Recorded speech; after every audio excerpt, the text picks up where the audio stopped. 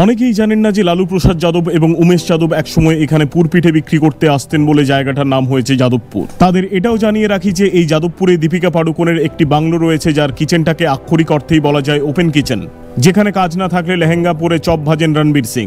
এই খবর পেয়ে তড়িঘড়ি সেখানে যেতে গিয়ে আমার সাথে এনকাউন্টার হয় 50% গেরুয়া বসন পরিহিত একজন পার্ট টাইম সাধুর এবং পিঙ্ক সিনেমার প্রডিউসারের, যার গোলাপি জামায় লেখা ছিল নো মিন্স নাইট্রিক অক্সাইড। কিচেনে ঢুকে দেখতে পেলাম প্রকাশ পাড়ুকোন ব্যাডমিন্টন দিয়ে ডাবল এক্সেল পকোড়া ভেজে রিটায়ার্ড লাইফ এনজয় করছেন। আমাকে দেখতে পেয়ে একটি ফ্লাইং সসার দিয়ে ওটা ঢেকে ফেলেন উনি, যাতে আমি লোভ না দিয়ে ফেলি। একটা অভিনব আইটেম দেখলাম যার নাম ভেট কি পাতুরি। জিজ্ঞেস করলাম ভেট বলতে কি এখানে পশু চিকিৎসকদের পাতুরি বোঝানো হয়েছে? এটা শুনে আমায় জোড়া পায়ে লাথি মারেন রণবীর সিং এর বডি ডাবল রণবীর সং। তারপরে চোখে পড়লো চিজ আর মাছের অবৈধ সম্পর্ক বিক্রি হচ্ছে মাত্র 130 ইন্ডিয়ান পাউন্ডে, যেটা দেখে আমি গেয়ে উঠলাম তো চিজ বাড়ি হ্যাঁ মাছলি মাছলি। এটাই পৃথিবীর প্রথম কিচেন যেখানে ওজন মাপার যন্ত্রে রান্না করা হয়। যেমন এখানে 1800 লিটার তেলে 700 গ্রামের জিলিপি ভাজা হচ্ছিল। শেফ দেখে বুঝলাম এরা জিলিপি কোনোদিনও চোখেই দেখেনি।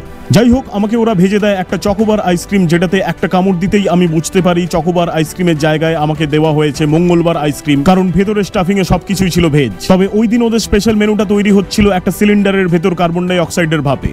ওখানেই আমি জানতে পারি যে শোলে মুভির বাসন্তীর পদবী ছিল পোলাও, আর কলকাতা শহরের পুরো নাম কলকাতা মাটন কষা।